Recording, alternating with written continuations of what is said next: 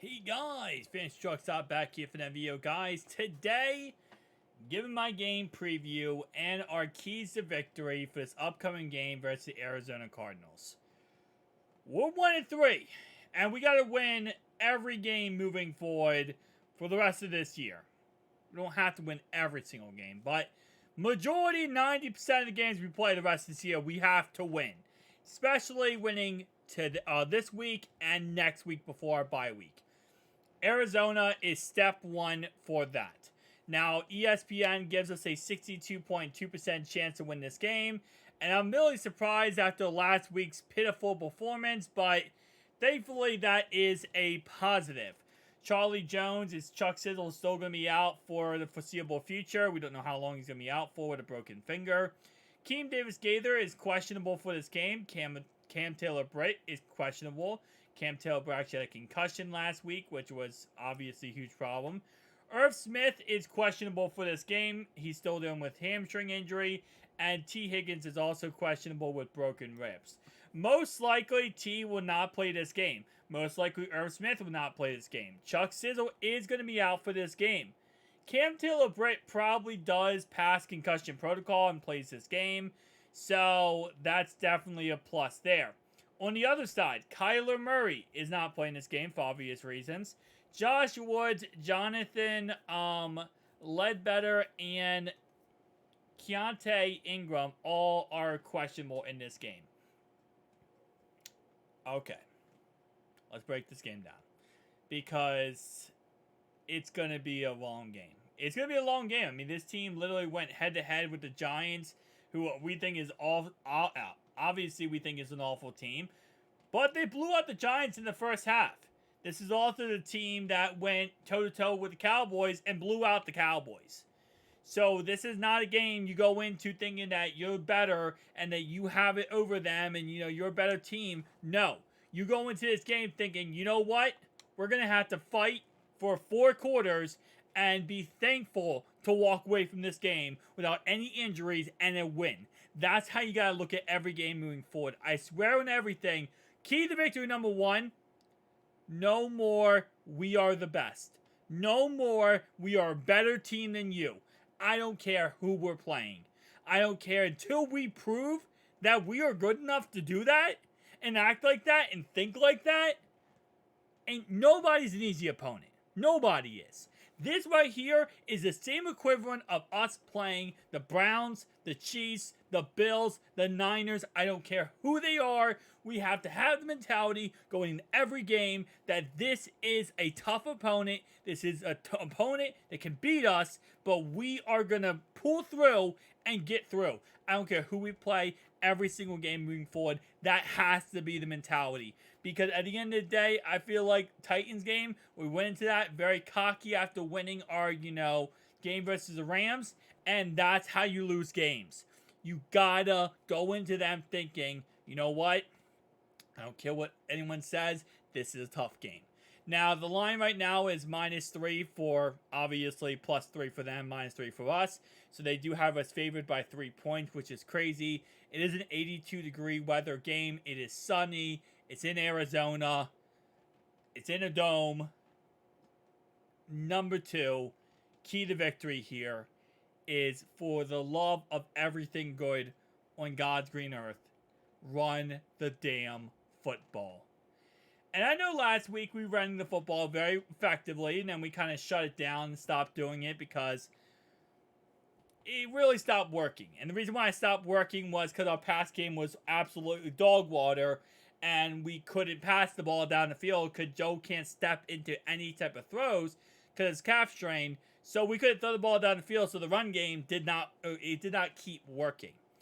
But what I'll say in this game, right, especially again going against Arizona here, they're not an easier opponent, but they have Joshua Dobbs, the quarterback.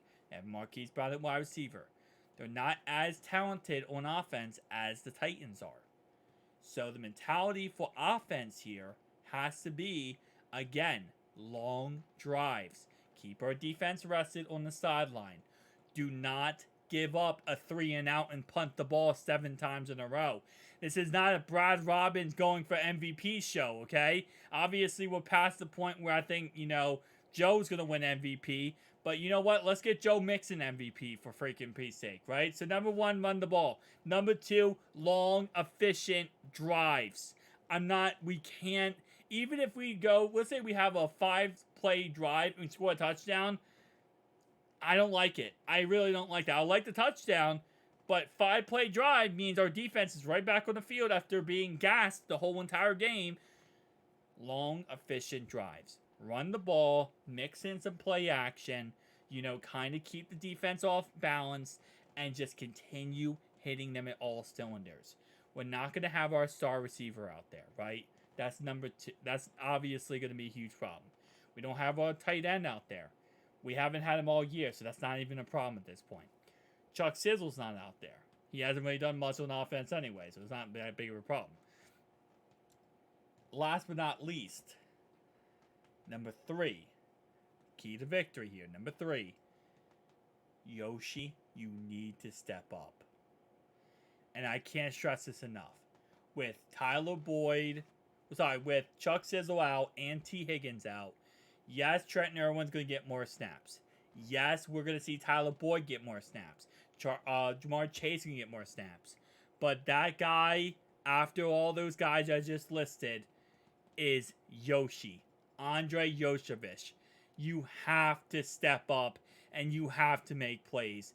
We saw you in the preseason. This whole entire fan base, they stepped up. They believed in you. They thought you were going to be the guy. And we drafted you to be that guy, Yoshi. We need you now. If we ever need you, Yoshi, this is when we need you. We don't have T. Higgins. We don't have any of these guys. We are down. We are on the ground getting beaten.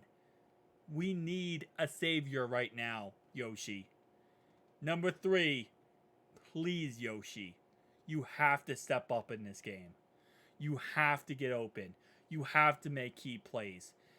This offense, if it's going to get going, we need every single player on this team to get going in this game. We need every single piece of this team to come together and play as a unit and play at the top level. And I don't care if we're playing Arizona, Seattle, it doesn't matter. Any game we play, we need that mentality. We need that unit. Because so far, it has been a cluster fluff. And I'm going to say right now, I'm going to go put 4 keys to victory here. Offensive line, you got to protect Joe. And I know that's like an understatement / like obvious. Like, of course you guys. No, I mean, literally last week was the most pathetic thing I've ever seen in my freaking life. You cannot let that ever happen again. Even if you have to hold and you get called for holding, I'm at a point where I'd rather see 20 holding calls in a game than to see my quarterback getting thrown to the ground left and right. Okay? Especially when he has a calf strain. I don't want to see my quarterback getting thrown left and right. If you have to hold at this point, They're not going to call it 100% of the time. Maybe they call it 50% of the time. I don't care what your excuse is. Just do not do what happened last week. A good thing is, the Cardinals, they don't have that great of a defense. They don't. They don't have that great of a pass rush. The Titans are a lot better defense than the Cardinals are. So hopefully, and I say hopefully because I'm not getting anything guaranteed anymore. Nothing's guaranteed with this team. Hopefully, we can give Joe at least 3 to 4 seconds to throw the ball in this game. That's what the 4 keys to victory are. Run the damn ball.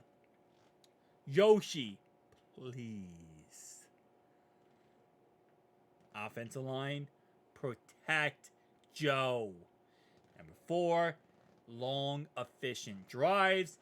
Get down the field, run that clock, control that time possession. Because guess what happens? When you start running the ball efficiently, play action works.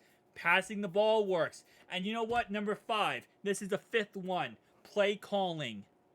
Zach, I love you, man. Zach Taylor, you are one of my favorite coaches in the NFL. You are a great head coach. And I will always have your back. But I'm sorry, man. Your play calling sucks. It does. It's trash. It's absolutely garbage. And I don't know what needs to be changed there, but your play calling is crap. So I'm going to tell you right now, and I'm going to be honest here. Call slant routes. Call slant routes. They've been working all year long. If you're not going to get creative and, dynamic and change this offense up and make some crazy plays, you just hike the ball and call slant routes every single play. Throw it to Chase, Boyd, someone gets open. Just do that every single time. Because guess what? These bullcrap screen passes, they work in the first 15 scripted plays of the game.